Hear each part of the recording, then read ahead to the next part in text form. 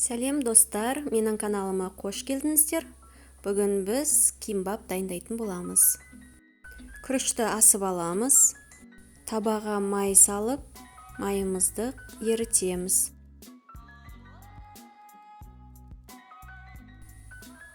Жұмыртқамызды қуырып аламыз. Қиярымызды жуып тазалап, 3 бөлікке бөліп, ұзынша етіп тураймыз. Сәбізді ұзынша етіп тураймыз.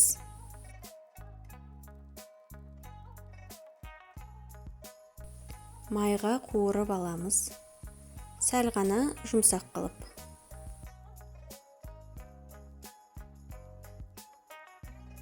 Салат жапырағын жуып аламыз.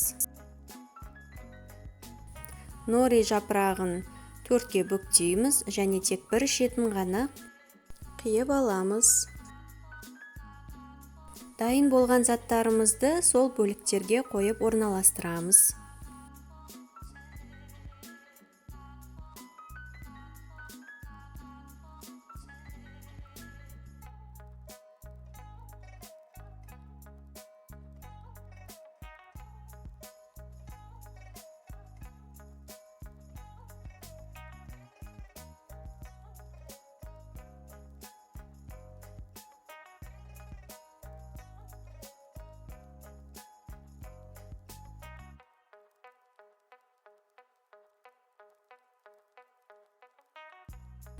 Енді барлығын бірінің үстіне жабыстыра отыра ораймыз.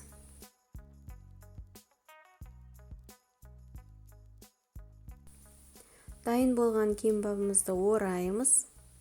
Үстін сәл ғана басамыз және 3 бұрышты етіп ортасынан бөлеміз.